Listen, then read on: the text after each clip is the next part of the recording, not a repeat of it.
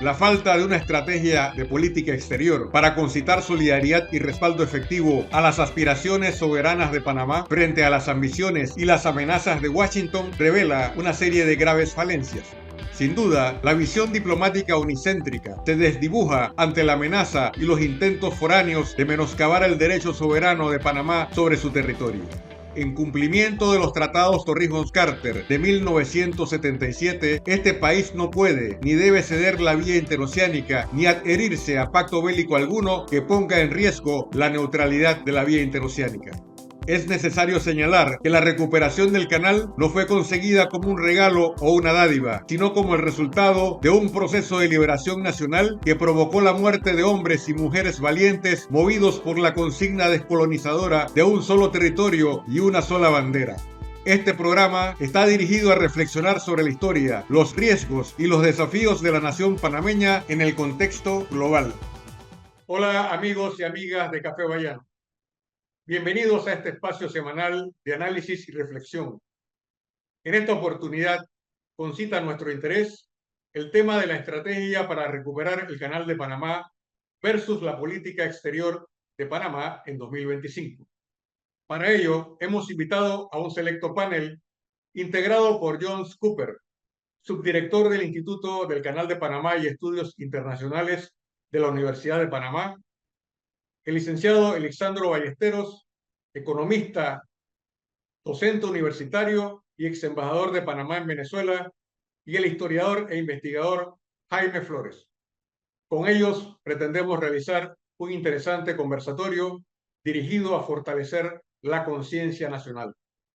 Me permito preguntar a John Cooper acerca de su visión de lo que ha sido la estrategia de recuperación del Canal de Panamá en la década de 1970 versus la política exterior asumida en 2025 por el gobierno del presidente José Raúl Mulino. ¿Qué rasgos importantes podemos destacar en cada periodo y de qué manera Panamá se ubica frente a los grandes acontecimientos mundiales con una tarea y responsabilidad importante en la defensa del canal interoceánico? Bueno, la política exterior siempre es reflejo de situaciones internas, ¿no? De correlación de fuerza, de intereses económicos, etcétera. Nosotros, durante la época republicana, tuvimos una política exterior bastante dependiente de los designios de Estado, del Departamento de Estado. Salvo algunas excepciones que sí la hubo, donde el gobierno panameño elevó su más enérgica protesta por algunas violaciones que se consideraban a los tratados y que obviamente tuvieron su máxima expresión en el rompimiento de relaciones exteriores, de relaciones diplomáticas, perdón, con los Estados Unidos después de los sucesos del 64. Tuvimos la oportunidad en esa década del 60, finalizando, de que un personaje patriota como el general Omar Torrijos asume el mando del Estado panameño. Ahí se plantea inmediatamente como uno de los objetivos rechazar el proyecto de Tratado 3 en 1 o Robles-Johnson, como se le llamaba, que además permanecían las bases militares en dicho tratado y además manteníamos casi una perpetuidad igual al tratado de 1903. Al rechazar ese proyecto de tratado 3 en 1, se plantea entonces Panamá, a través del liderazgo del general Torrijos y de algunas otras personas que lo acompañaron de grata recordación, como Juan Antonio Tac, Rómulo Betancourt, Diógenes de la Rosa, etcétera, que fueron brindando un apoyo, una asesoría que consistió fundamentalmente en internacionalizar la causa de Panamá. Porque si hay algo innegable es de que en el mundo, en ese momento, dadas dificultades de comunicación que habían para esa época, pues muy pocos sabían que Panamá existía y de que tenían un grave conflicto. Incluso en los llamados mapamundi de esa época, Panamá aparecía con el mismo color que tenía los Estados Unidos y nada más aparecía una leyenda que decía Canal Son, ¿verdad? Entonces cuando usted hablaba de Panamá, usted tenía que decir, no, Panamá, el canal, entonces, sí, canal de Panamá. Pues obviamente eso no ayudaba en ese momento a sumar apoyos a la República de Panamá. Pero con esta visión estratégica, pues lo que se hizo especialmente después del Consejo de Seguridad que se celebró aquí en Panamá en 1973, lo que se hizo fue crear alianzas a nivel internacional. Nos favoreció mucho en ese momento, aparte de que estábamos en el Consejo de Seguridad y de que se tuvo la oportunidad de que el Consejo de Seguridad sesionara aquí en la República de Panamá, lo cual nos dio a conocer en el mundo por la llegada de múltiples periodistas de diferentes agencias de comunicación internacional. También tuvimos la oportunidad, digo yo, de que la coyuntura internacional en ese momento, en medio de la Guerra Fría, nos favoreció con el surgimiento pues, del movimiento de los países no alineados, el movimiento de descolonización en África, amparado por la Carta de Naciones Unidas, etcétera. Todos pues fueron viendo también en Panamá un país con similares dificultades que afrontaban estos países coloniales. Que al final... Gracias. Vamos a seguir conversando sobre este tema, destacado investigador del canal, señor Cooper. Quiero ahora dar la oportunidad para que Jaime Flores, quien se encuentra con nosotros en el programa, desde el punto de vista histórico, haga una reflexión sobre el tema canalero, especialmente cuando el general Torrijos interpretó sabiamente el rechazo del pueblo panameño al proyecto de tratado 3 en 1 en la década de 1960, que condicionaba la soberanía de Panamá bajo el paraguas del Pentágono. Sobre ese tema me gustaría que usted pudiera hacer una reflexión de carácter histórico. Históricamente tenemos que partir de lo siguiente.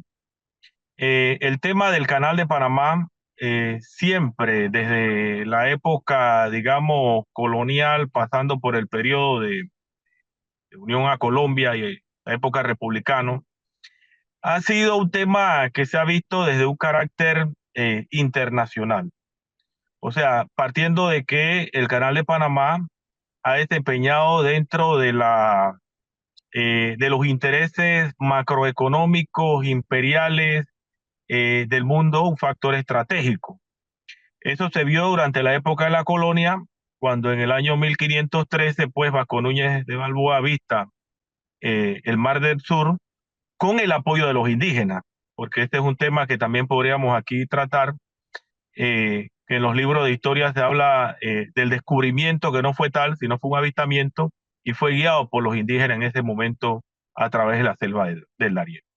Bueno, desde aquel momento, el año 1513, como bien se sabe, Panamá jugará pues un rol importante en la geopolítica, primero de España, dado que como istmo de aquí partieron cantidad de expediciones hacia el centro de Sudamérica, por aquí pasó Pizarro, Almagro y muchos de estos conquistadores que llevaron la sangre de España hacia los indígenas, ¿ya?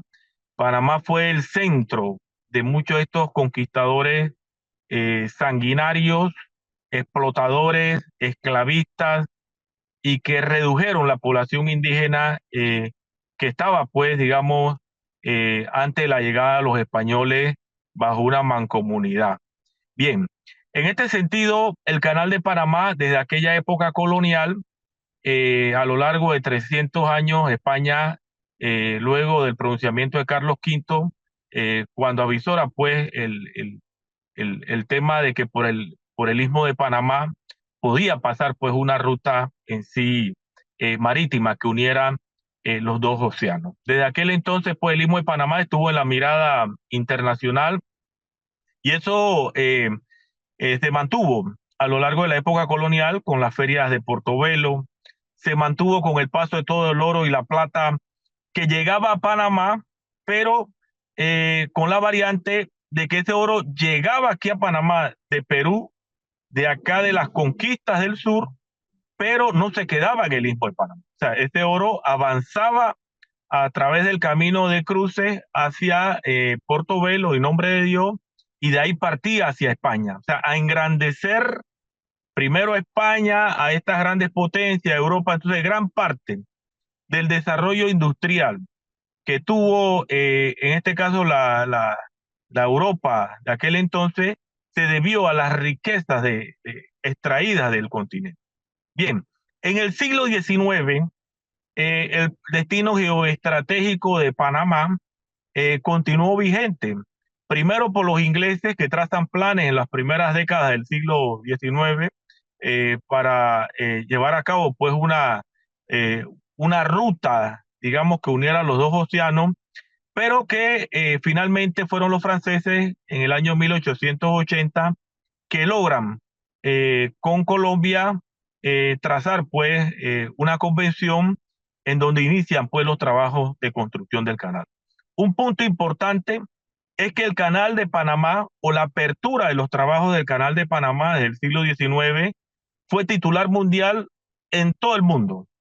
Primero porque quienes iniciaban la obra de construcción eran los franceses que venían de llevar a cabo un trabajo, digamos, grande, majestuoso en Egipto con el canal de Suez, y tenían pues a uno de los grandes lugartenientes como era Ferdinand de Lesseps, que era un ingeniero que ocupaba pues las páginas de los principales diarios del mundo. Como sabemos, previo a los inicios de los trabajos del canal francés, en Panamá se había construido el ferrocarril transísmico que finalizó en el año 1855, que fue una obra que también produjo el tránsito de estadounidenses que venían del lado este hacia el oeste con la fiebre del oro de California. Un dato importante, y esto citamos a Rubén Darío Sousa, el maestro, cuando nos decía que la mano de obra de trabajadores, ¿no?, en Panamá inicia prácticamente con los trabajos de construcción del ferrocarril, porque llegan cantidad de trabajadores procedentes de las Antillas. Estamos hablando principalmente de Barbados, de Jamaica, de muchas islas del Caribe, y que permanecerán pues en Panamá a lo largo de muchas décadas, e incluso muchos de esos trabajadores también tendrán un protagonismo con la construcción del el canal francés, que como sabemos, producto de la corrupción, producto de todos estos temas que se dieron en el decenio del año 1880, las enfermedades y demás, y sobre todo el trazado de un canal a nivel y no de esclusas, como bien se conoce, imposibilitó pues que esta magna obra llegara a una conclusión. Bien, el tema es el siguiente, que a partir de la firma del Tratado Hey-Bruno-Varila en el año 1903, un tratado que ningún panameño firmó, y cuando decimos que ningún panameño es porque ese tratado fue una convención que firmó Bruno Varila con John Hay en Washington, a espalda prácticamente, no a espalda, sino con el conocimiento de los denominados próceres, pero lo hicieron de una manera apresurada. Cuando Amador Guerrero llega en este caso a Washington y se da cuenta que ya el tratado había firmado, ellos se allanan al camino. Y el 2 de diciembre del año 1903, los denominados próceres, esos que le dieron el aval a Bruno Varila, ratifican el tratado el 2 de diciembre, que llega en caja sellada desde Nueva York hasta Panamá, y lo ratifican de manera apresurada, porque según el propio Bruno Varila, ese tratado tenía que ser ratificado lo más antes posible, porque el pueblo panameño se iba a levantar cuando conociera las cláusulas leoninas del propio tratado. Sí, este fue el apresuramiento. Por eso es que Jorge Turner, a lo largo del siglo XX, decía, ¿ves? Que ese tratado no había pasado ni siquiera por la Convención Constituyente de 1904 y menos por la Asamblea Nacional de 1906. O sea, fue un tratado ausente de ratificación y fue el querer y el sentir de estos denominados próceres, ¿eh? Que pidieron el apoyo estadounidense a cambio del enclave colonial. Ahora doy la oportunidad para que Lisandro Ballesteros, ex embajador de Panamá en Venezuela, quien conoce muchísimo el mundo diplomático, además es economista destacado y docente universitario. ¿Qué elementos puede usted introducir en este programa que ayuden a los panameños a entender dos periodos distintos, pero importantes en la lucha por la recuperación del canal y por la defensa de los bienes canaleros que forman parte del patrimonio nacional? Adelante, estimado invitado. La coyuntura ha planteado o ha demostrado que es importante tener un comportamiento consecuente en política exterior. Y esto, lo de la política exterior, hay que tomarlo como referencia con lo que fue la gestión, la lucha, el esfuerzo que desarrolló el general Torrijos para lograr la firma de los acuerdos del Canal de Panamá. Pero antes de llegar a desarrollar lo que es la política exterior, hay algo que es bien importante tomar en cuenta.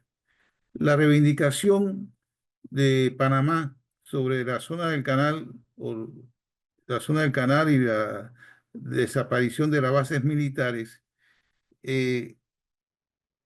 dependió de del cambio del poder político, porque el poder político, mientras que estuvo en manos de la oligarquía, Panamá no lograba avanzar significativamente y las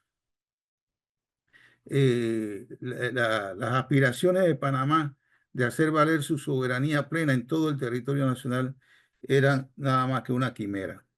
Entonces, la primera condición que se plantea para lograr el éxito de esta tarea anticolonial fue cambiar el poder político. El general Torrijos, con su movimiento, logró desoligarquizar el poder político, en primer lugar. A partir de allí, Panamá, en los años 70, en la lucha por la soberanía en el área del canal, emprendió una política y una estrategia de relaciones con todos los países del mundo y sobre todo impulsó lo que es una política de no alineamiento. Panamá se afilia al movimiento de los países no alineados y hace alianza con diferentes sectores y fuerzas a nivel mundial, sobre todo del tercer mundo. Esta política que se tradujo en un modelo de no alineamiento, de neutralidad y de multilateralismo es lo que condujo a la victoria en la reivindicación de la soberanía nacional y recuperación del Canal de Panamá. Posteriormente, esto nos llevó a ese éxito. Pero ¿qué ocurre? Que después de este logro, los diferentes gobiernos que han estado en Panamá gobernando han echado de lado esta estrategia y han optado por una política de vasallaje a los Estados Unidos. Han malinterpretado la calidad de aliado y de socio que se deriva después de la firma de los tratados Torrijos-Carter para solamente desarrollar una política de sometimiento y de subordinación a los dictados de Washington, una especie de destino manifiesto. Esta política ha sido errónea, porque Panamá no debió haber abandonado la política de neutralidad y de no alineamiento en sus relaciones diplomáticas. En estas condiciones nos encontramos al momento de que arremete el señor Donald Trump, hoy presidente de los Estados Unidos, sobre la soberanía panameña. Es importante que se impulse por una necesidad que tiene la existencia de la nación panameña. Esto no es un capricho, ¿sí? Por las condiciones que tiene Panamá, un país pequeño, de cerca de 77.000 kilómetros cuadrados, de 4 millones de habitantes, esa estrechez que tiene de territorio, que Panamá se sostenga con una política de relaciones con todos los países del mundo y adhesión a los diferentes bloques a nivel internacional. Permanentemente. El asunto de la neutralidad del Canal de Panamá obliga a que el Estado panameño, tal cual ha sido recogido parcialmente en la Constitución, desarrolle una neutralidad activa, una diplomacia guiada en esta materia de la neutralidad. También una política de no alineamiento. Panamá, al contrario de esta necesaria tarea, después de la invasión, ha optado por alinearse en todas las posiciones que opta los Estados Unidos sin necesidad de hacerlo. Incluso no tiene explicación que Panamá le haya declarado la guerra al Estado Islámico cuando no está involucrado en eso. Y además que por su condición de país neutral en la operación del canal, debe evitar crear focos de confrontación a nivel internacional.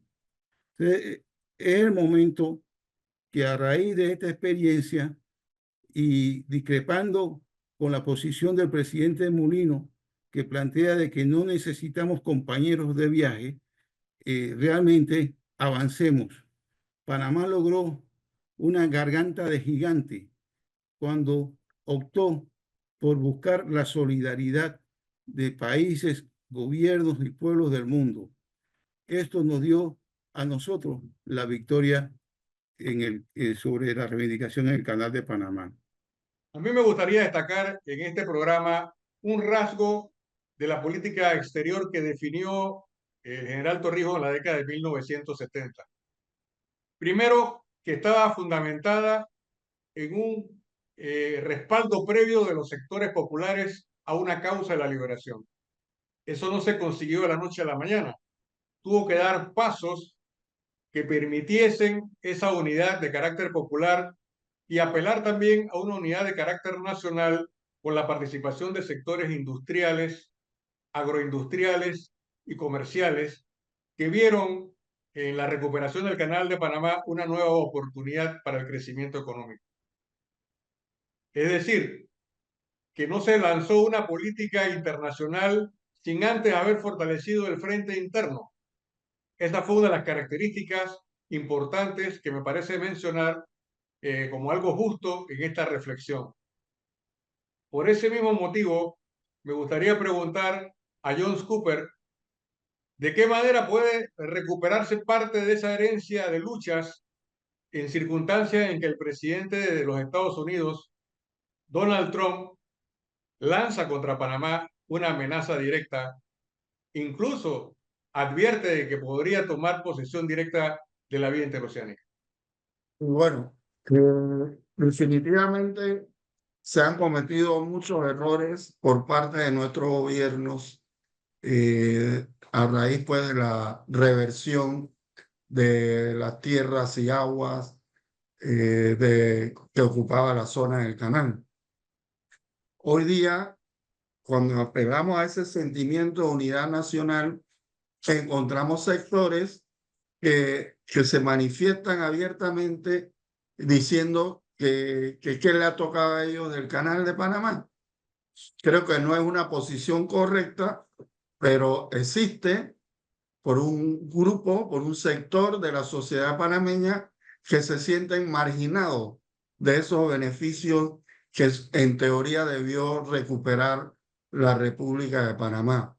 Tal vez por desconocimiento o porque no se le ha explicado, pero hoy día podemos apreciar muchas áreas revertidas en manos de sectores económicamente fuertes y también algunas otras áreas que están totalmente abandonadas, ¿no? Que no están abandonadas por casualidad. Se dejan abandonar para después entonces pagar una bicoca por la concesión de esos terrenos.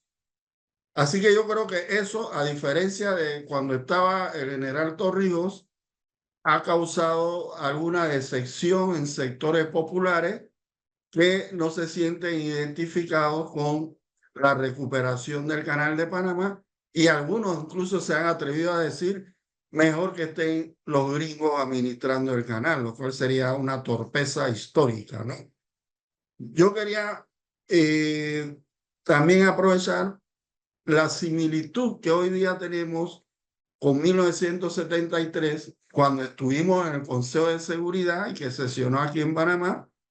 Hoy día Panamá está nuevamente presente en el Consejo de Seguridad, pero no vemos esa tarea que se hizo en 1973, no vemos nuestro representante en estos organismos internacionales, en Naciones Unidas, en OEA, en el Consejo de Seguridad, no lo veo asumir el papel que deberíamos asumir frente a las amenazas que nos están profiriendo hoy día la administración Trump. Por ahí entonces yo partiría más o menos con lo que habló Elisandro, de que nosotros tenemos que buscar aliados a nivel internacional. Hemos hecho lo contrario. En estos días este gobierno rompió relaciones con el Frente Saharaui, que siempre estuvo apoyando a la causa de Panamá, y bueno, pues ahora no le conviene tener al Frente Saharaui de aliado. Pero ahí está la consecuencia. Hemos perdido ese aliado, como hemos perdido mucho más. África, que durante el proceso de descolonización se cerró totalmente a apoyar a Panamá en ese momento, en la década del 60, 70. Hoy día, ¿qué relaciones mantenemos con esos países africanos? ¿No? Entonces, y si a eso le sumamos las posiciones contradictorias que mantenemos en los organismos internacionales votando en contra de esos aliados en muchas de estas elecciones que se han suscitado en todos estos años, y vemos pues de que Panamá o se abstiene o vota en contra de lo que realmente era el sentir en ese momento del tercer mundo o de los no alineados. Y a eso le sumamos la categorización de Panamá en la llamada listas grises, ¿no? Que no es más que una afrenta a la soberanía nacional, catalogándonos de paraíso fiscal, etcétera, cuando sabemos que los grandes paraísos fiscales están en estos países europeos y en Estados Unidos. Todo eso entonces a nivel de nuestras relaciones exteriores ha mermado ese apoyo que podría tener la República de Panamá. ¿Debemos volver a reconquistar eso? ¿Se puede? Sí se puede, pero tienen que rodearse este gobierno de los personajes que realmente contribuyan en esa orientación que debemos darle al país para poder seguir siendo un país independiente y soberano, cual fue la lucha de muchas generaciones y que hoy día podríamos decir, incluso con lo que acabo de manifestar de la frustración de muchos por la devolución del canal y que no han logrado resolver sus problemas sociales, etcétera.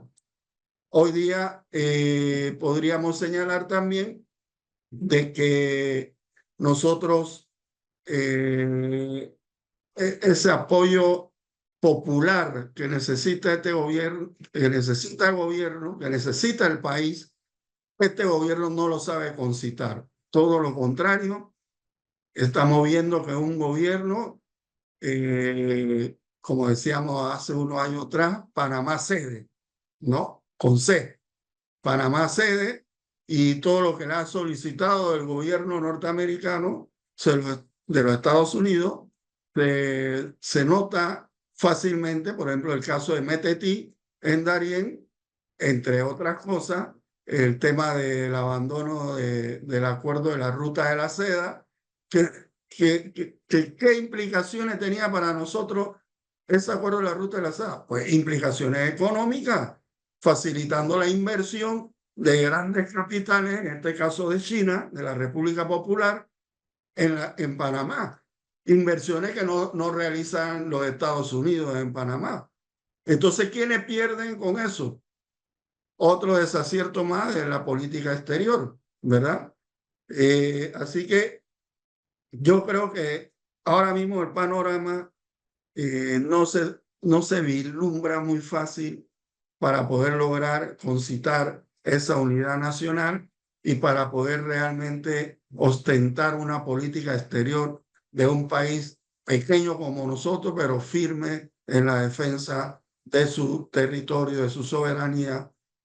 Y sí creo que, bueno, por ahí también dice que el tratado de neutralidad permite la intervención militar norteamericana. No quiero entrar en ese tema ahora porque me parece que no es de lo que estamos conversando, pero sí les digo que Estados Unidos no necesita ningún tratado para intervenir en ninguna parte del mundo. Cuando ellos consideran que deben intervenir, lo van a hacer. Con tratado, sin tratado, con acuerdo, sin acuerdo, lo van a hacer. Y tenga por seguro que aquí en Panamá esa es una posibilidad también que se pueda dar. Muchas gracias, John Cooper, por responder de forma clara y categórica la pregunta formulada. Conviene destacar que además de las implicaciones que ha señalado John Cooper, otro de los grandes desaciertos que aparecen a la vista es la pérdida de Venezuela como un aliado en materia de política exterior. En vez de ver los mecanismos que ayuden a resolver el tema de los inmigrantes, el gobierno panameño se reunió con Edmundo González, quien no representa a nadie, ni dentro ni fuera de Venezuela. Y eso a la larga va a tener un costo desde el punto de vista diplomático. Yo le quiero preguntar ahora, aprovechando la presencia del historiador Jaime Flores, ¿qué momentos más representativos tiene la lucha por la recuperación del Canal de Panamá si entendemos que también el Canal de Suez forma parte de una de las vías más importantes y que, a diferencia de Panamá, los egipcios sí mantienen un concepto de multilateralidad en defensa de esa vía que conecta comercialmente al mundo? Las reflexiones suyas podría compartirlas a partir de ahora con los televidentes y los seguidores de Café Bayano en las redes sociales. Efectivamente, Carrasco, coincidimos con los compañeros en el sentido de que en la época de gobierno del general Umar Torrijos hubo varios factores que llevaron a la consecución de los tratados Torrijos-Carter. Y evidentemente uno de esos fue la alianza del general Umar Torrijos con los sectores populares y también con el campo internacional, como bien lo decía. O sea, aquí a Panamá no solamente llegaron mandatarios de distintos países del mundo, sino también personalidades como Gabriel García Márquez, como John Wayne, como Graham Greene, entre otros, que hicieron causa común con lo que estaba sucediendo en Panamá y que fueron voceros a nivel mundial y fueron testigos de lo que era la zona del canal en aquel momento histórico, que no era comprendido por el resto de los latinoamericanos ni del mundo, porque o sea, ¿en qué país se puede entender que en el centro, en la capital de una nación, de una república, haya un enclave colonial como el que teníamos? Incluso hoy día, muchos extranjeros que llegan a Panamá le cuesta entender el tema del enclave colonial y de la zona del canal y todo lo que había alrededor de este enclave, que era toda una estela de discriminación, de trato indiferente hacia los panameños, de explotación sobre todo de mano de obra, porque no se le pagaba a los panameños igual que a los estadounidenses. Bueno, todo esto llevó Carrasco a luchas y a gestas como la del 9 de enero de 1964, como el año 1967, en oposición a los tratados 3 en 1, que de haberse aprobado le hubieran dado una ventaja a los Estados Unidos de 100 años de control sobre el canal de Panamá. Estamos hablando hasta el año 2067. Producto de las movilizaciones populares, estos tratados se vinieron abajo, pues, y abrió el camino a nuevas negociaciones. El punto importante acá que queremos señalar es lo siguiente: que el general Omar Torrijos supo perfectamente recoger aquella aspiración histórica que venía desde la década del 30 y del 20, con el Movimiento de Acción Comunal, con el Frente Patriótico, la Federación de Estudiantes de Panamá, con el Partido del Pueblo, con todos estos movimientos sindicales, cívicos, ¿ya? O sea, supo recoger todas estas aspiraciones populares, sindicales y patrióticas y hacer una causa común de unidad para enfrentar al coloso del norte y avanzar hacia la firma de nuevos tratados. Entonces, si hacemos una comparación, que es el motivo del programa que tiene, es de que me parece que hace falta ese nivel o ese llamado de unidad nacional, ¿no?, a todos los sectores, sin exclusión, principalmente a los estudiantes, a los profesionales. Pero ese llamado tiene que hacerse en base al fortalecimiento de la conciencia nacional. Estamos hablando del fortalecimiento de la subjetividad, porque el general Omar Torrijos no hubiera llegado al año 1977 a la firma de los tratados si no se hubiera fortalecido el tema de la conciencia nacional que había en torno a los tratados Torrijos-Carter y a la necesidad de eliminar el enclave colonial. En la década del 70, como lo hay ahora, habían gringueros, habían panameños que ansiaban que los Estados Unidos permanecieran en Panamá, pero por encima de esos sentimientos entreguistas, antinacionales, predominó el sentimiento nacional, que era el fortalecimiento de la soberanía, en este caso en la zona del canal. Entonces, nosotros tenemos que en el ámbito internacional hace falta que estas intenciones de Donald Trump, que la hizo público el día 20 de enero y mucho antes en el Congreso de los Estados Unidos, sea motivo de una protesta internacional, como bien decían los colegas acá docentes, a través de la Organización de Naciones Unidas, de la OEA y otros foros internacionales. Que hayan comités de panameños que puedan viajar a los distintos continentes, países. No estamos hablando de gastos, estamos hablando con temas específicos, ¿no? Y dar a conocer la historia de Panamá, lo que ha significado el canal y todas estas falsedades que se han dicho en las últimas semanas o en los últimos meses de que el canal es manejado por los chinos o por la China comunista, algo que es totalmente falso. El canal de Panamá, Carrasco y compañeros, tiene actualmente 8.500 trabajadores, todos ellos mano de obra panameña. Y decir que el canal está administrado por los chinos, primero que es una falacia, ¿ya? Pero detrás de esa falacia están las intenciones hegemónicas, imperialistas de Donald Trump y de todo su equipo de campaña de los republicanos y también demócratas y el establishment de tomarse el canal de Panamá y de tomarse el Caribe como tal. Por eso es que ellos acaban de llegar de allá a República Dominicana, el secretario de Estado, y de pactar con el presidente de Dominicana, porque ellos consideran, ¿ve?, que el Caribe viene a ser como el Mediterráneo de Europa. Entonces, para ello ellos tienen que controlar el canal de Panamá, tienen que controlar acá naciones caribeñas como Dominicana y otras, ¿ya? Y tienen que llevar a cabo todo un perímetro de dominación dentro de su área hegemónica. Recordemos que los Estados Unidos, frente a la guerra comercial que tiene con China, necesita, ahora más que nunca, recursos minerales y naturales, que no los tiene. Esos recursos no están en Alaska, no están en Oregon, no están en la mayoría de los Estados Unidos no están, carecen de recursos, pero sí saben que el litio, el molibdeno y todos estos minerales están en América Latina. Y por ello es que ellos necesitan el dominio primero hegemónico del Canal de Panamá como tránsito o vía necesaria para el paso de sus embarcaciones de guerra, ¿ves? Para amedrentar a aquellos países como Venezuela, ¿ves? Y otros como Cuba, caso de Nicaragua, ¿ya? Que han luchado por una autodeterminación, por fortalecer el tema de su soberanía. Entonces, ellos lo que quieren es el tema de la dominación imperialista hegemónica que muy bien ha planteado Donald Trump.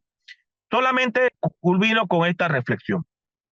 En Panamá, ese tema que muy bien se ha planteado en las últimas semanas, de que la corrupción, de que aquí no hay que luchar por la soberanía porque hay corrupción. Mira, el movimiento popular en este país históricamente ha luchado en contra de la corrupción y la oligarquía. Desde la década del 20, del 30 al 40, ¿ya? Entonces, el tema de la corrupción no debe ser condición para luchar, ¿ves? Por la soberanía de Panamá y en contra de los intereses imperialistas de los Estados Unidos. Esa es una tesis que han venido planteando sectores afines a los Estados Unidos, los denominados gringueros, ¿ya? Que al igual que el 20 de diciembre del año 1989, decían que aquí no se debía defender la patria, ¿ya?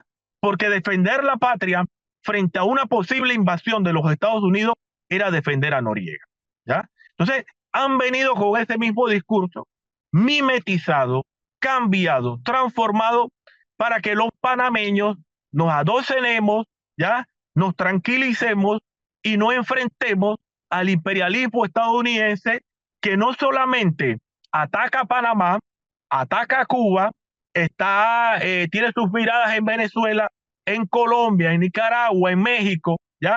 Y en otras naciones que han decidido luchar por su autodeterminación y avanzar hacia el camino de la liberación nacional sin injerencia, ¿ya?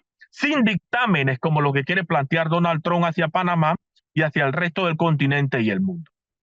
Profesor, por esas reflexiones y por compartir datos históricos de gran valor para entender la causa panameña. Ahora, ya casi finalizando el programa, quiero que Lisandro Ballesteros nos permita conocer cuál es su visión de cómo reestructurar la política exterior panameña. ¿Qué pasos concretos podrían darse para que Panamá aumente su capital en materia de solidaridad y en la reclamación de sus derechos frente a las ansias de poder hegemónico que revela Estados Unidos hacia esta parte del mundo?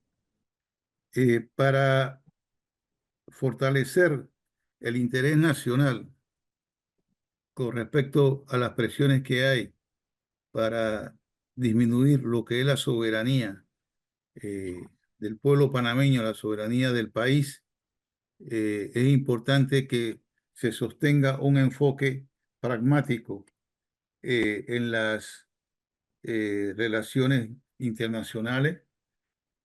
Con respecto a Estados Unidos, hay que eh, evitar caer en en la relación bilateral y abrirnos en una presión internacional hacia los Estados Unidos con el apoyo internacional.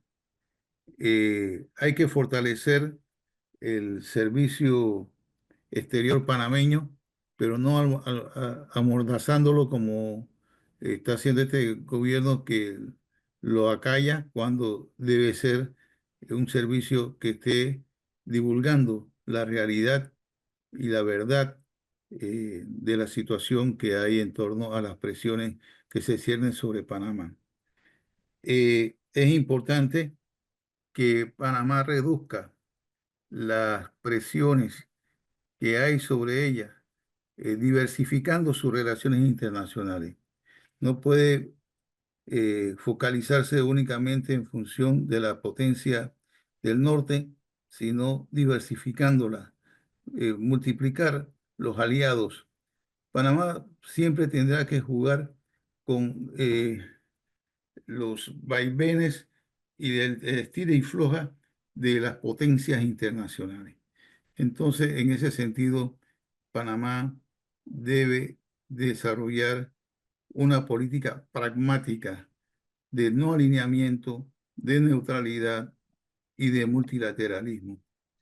Muchas gracias, Alexandro, y ha traído a la mesa de debate un tema interesante, la participación de Panamá en el movimiento de países no alineados, entre ellas la conferencia de Argelia, la de Sri Lanka, cuando la presidía la líder Sirimao Bandaranaike, y también la conferencia de los no alineados en La Habana. Esas tres conferencias fueron fundamentales para el apoyo del mundo hacia Panamá, un apoyo que fue incondicional y que hoy parece haberse perdido. Voy a conceder ahora 2 minutos en este resumen a John Cooper del Instituto del Canal de Panamá de la Universidad de Panamá. Adelante. Quería concluir también diciendo una cosa. Nosotros en parte hemos sido culpables de lo que está sucediendo con nuestra juventud hoy. Aquí ha habido un proceso que ha atentado contra la identidad nacional. Podríamos empezar diciendo desde que se planteó la eliminación de la cátedra de relaciones entre Panamá y Estados Unidos, hasta la declaratoria de inconstitucionalidad que dijo la Corte sobre esta asignatura en las diferentes universidades públicas y privadas del país.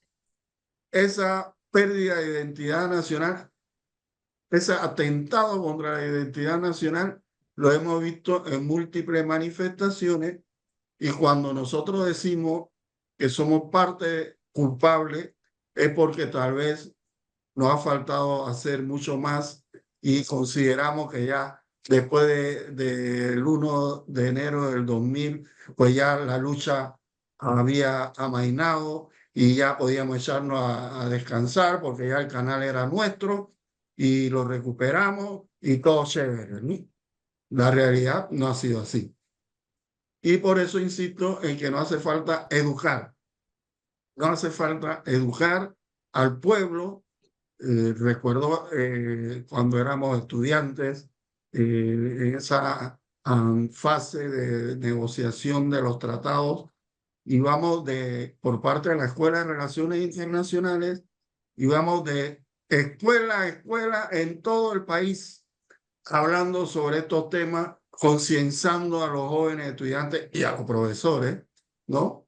Y eso, vuelvo y digo, pues lo hemos perdido. Por eso que yo me considero un poco culpable también, aunque sí estoy en la cartera de Relaciones Panamá-Estados Unidos, pero creemos que a nivel de media, etcétera, hubo que fortalecer mucho más y combatir a aquellos que tratan de borrar la identidad nacional, porque me acuerda, y Flores podrá decirlo mejor que yo, que Victoriano Lorenzo casi ni se mencionaba en los textos oficiales de historia a principios del siglo, digo, durante varias décadas del siglo XX, porque nada más lo mencionaba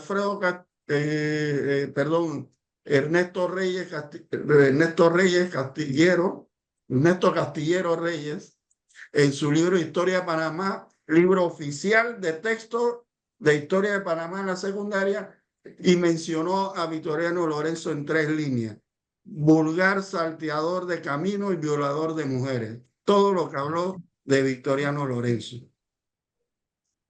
Esa posición de esa época sigue manifestándose todavía. Y ahí tenemos entonces nosotros una ardua tarea por resolver, igual que pasó con Pedro Prestán, ¿no? Colón, que gracias a Romulito Betancourt, pues logramos rescatar un poco de su historia y cómo los intereses de los cazatenientes, etcétera, aliados con los Estados Unidos, produjeron el ahorcamiento de Pedro Brestán, ¿no? Esas cosas, nuestros jóvenes necesitan conocerlas. Yo he recibido estudiantes de secundaria que llegan al curso de Panamá, Estados Unidos, en la universidad, y no saben ni siquiera qué es el Tratado Jaibono-Varila, ¿no? Entonces no sé qué habrán dado en la secundaria, pero ahí tenemos un problema grave que yo digo sigue atentando contra la identidad nacional. Gracias, profesor. Gracias por eso. Quiero decir que sí necesitamos un servicio exterior profesional, capacitado, que no lo tenemos en gran magnitud con los últimos nombramientos que se han hecho en estos días. Gracias. Quiero destacar que otra profesora que dio prácticamente su vida por transmitir esa herencia de los grandes héroes y heroínas de Panamá fue la profesora Diamantina Carrera de Calzadilla, que aún vive y sigue pensando en ese Panamá liberado y soberano que es posible en el contexto de las luchas sociales de este país. Ahora concedo los siguientes 2 minutos a Jaime Flores, destacado historiador panameño. Adelante, Jaime. En efecto, Carrasco, me uno a las palabras del profesor Cooper en el sentido de que debemos fortalecer y afianzar el tema de la historia nacional. En un escrito que nosotros publicábamos hace poco decíamos que aquella gesta del 9 de enero de 1964 no hubiera sido posible si en ese plantel, en el Instituto Nacional, no hubieran profesores como la profesora Calzadilla, que muy bien menciona, la cual su hijo tenemos muy buena amistad con Carlos, ¿no? Igualmente de profesores como Ricaute Soler, que eran patriotas de alto vuelo, era gente que vivía la historia, la nacionalidad, la patria, y sobre todo se encargaban de difundir aquel pasado histórico que nos sirve para entender el presente y proyectarnos hacia el futuro. Por ejemplo, Carlos Arrieta de la Hoz. O sea, muchos de estos profesores del Instituto Nacional y de otros planteles de Panamá forjaron esa conciencia patriótica nacional en los estudiantes panameños. De allí, de esa conciencia, de ese espíritu, de ese conocimiento salieron muchos líderes. Por ejemplo, recordamos al compañero y amigo Pipo Sánchez, recientemente fallecido, que fue líder estudiantil en el Instituto Nacional y nos hablaba de sus profesores y de cómo esos profesores le inculcaban a él ese espíritu patriótico. Igual cuando hablábamos con el dirigente ya fallecido Carlos Núñez y otros. O sea, había todo un sistema, no estoy hablando de un sistema educativo, sino un sistema docente, ¿ya? En donde los profesores de historia, de relaciones Panamá con los Estados Unidos, de geografía, etcétera, ¿ya? Tenían un objetivo patriótico y ese objetivo era transmitido a los estudiantes. O sea, le impregnaban patriotismo a los muchachos. Y como bien decía el profesor, es importante que en esta coyuntura, cuando Donald Trump amenaza a Panamá, que saquemos la imagen de Victoriano Lorenzo, de un Pedro Prestán, que recordemos la gesta de 1947 en contra del Convenio Jaime, la siembra de bandera del 58 y del 59, la gesta del 64, y tantos líderes políticos, estudiantiles, sindicales panameños que dieron su vida y enfrentaron la cárcel por la defensa de la soberanía. El problema es que las redes sociales están llenas de desinformación, ¿ya? Tergiversan la historia y hacen ver a muchos panameños de que aquí no se ha luchado en este país y de que el tema de la soberanía ha sido una ficción, cuando el tema de la soberanía ha sido un evangelio en este país de lucha histórica nacional.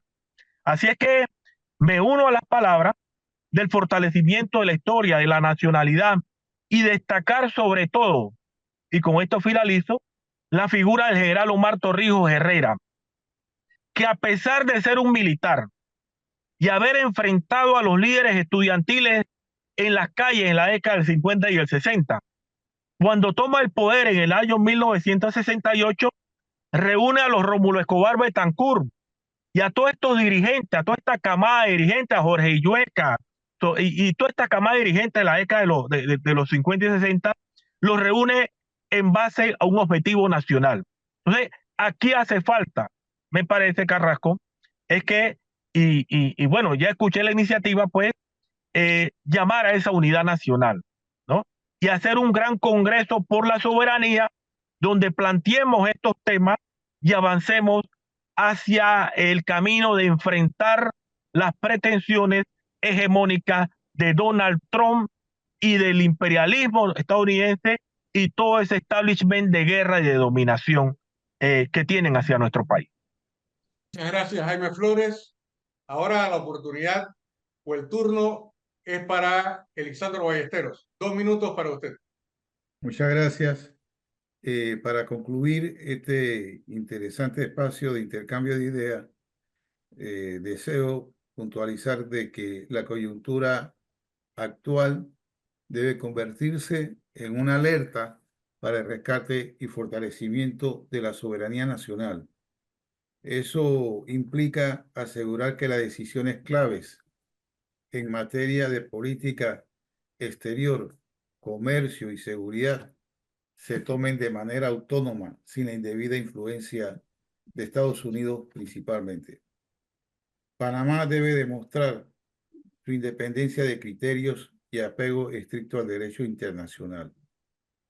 La soberanía también se fortalece mediante una diplomacia activa y efectiva, como aquí hemos comentado.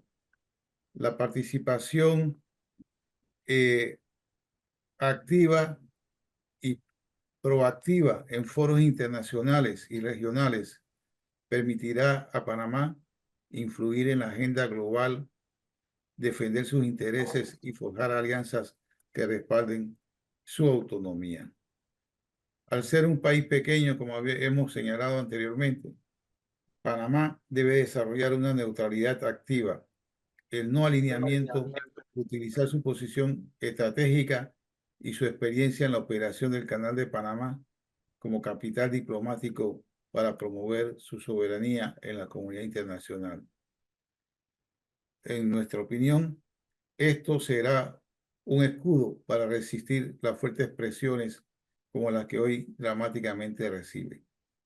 El fenómeno Trump ha puesto, me parece que lo positivo del fenómeno Trump es que ha despertado la conciencia nacional, que ha alertado sobre los riesgos, los peligros, las amenazas que se ciernen sobre el país, siendo un país pequeño, pero que es dueño de una posición geográfica envidiable, clave para el comercio internacional y hasta con una importancia geoestratégica en lo militar.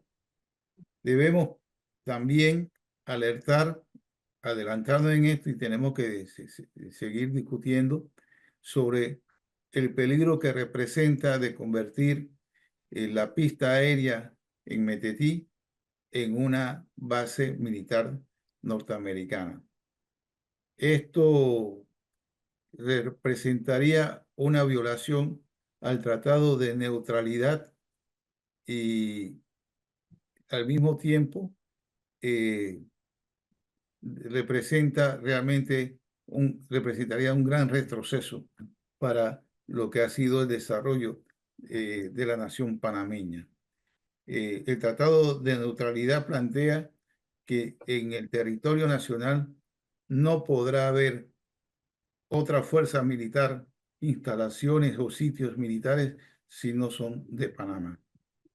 Ahora me corresponde a mí dar las conclusiones de este programa luego de la presentación casi que magistral de cada uno de ustedes.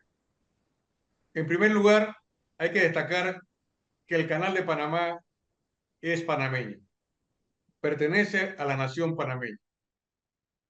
En segundo término, debo resaltar que la actual política de relaciones exteriores no ha sido concebida como una estrategia y es necesario en esta etapa juntar todos los elementos que ayuden a fortalecer una política y transformarla en una verdadera estrategia en materia diplomática. Sin embargo, para poder alcanzar las metas de unidad y de apoyo internacional, es necesario desarrollar una campaña efectiva en defensa de los intereses nacionales y en contra de las políticas bélicas que empiezan a ser fortalecidas en Estados Unidos. Aquellos sectores recalcitrantes de la administración norteamericana se han empeñado en llevar al mundo una oferta de guerra, mientras que hay otra parte del mundo que apuesta por la paz.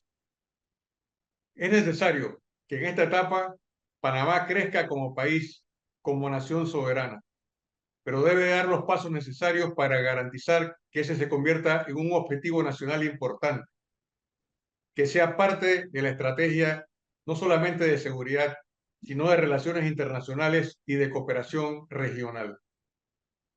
No quiero extenderme en estas conclusiones porque creo que los participantes han sido bastante claros en su pronunciamiento.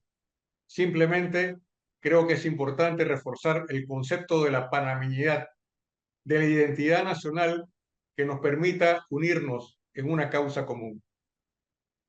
De esta manera, concluimos Café Bayano. Invitamos a todos los oyentes y televidentes a seguirnos en 7 días en un nuevo Café Bayano. Que pasen todos un feliz fin de semana y hasta pronto.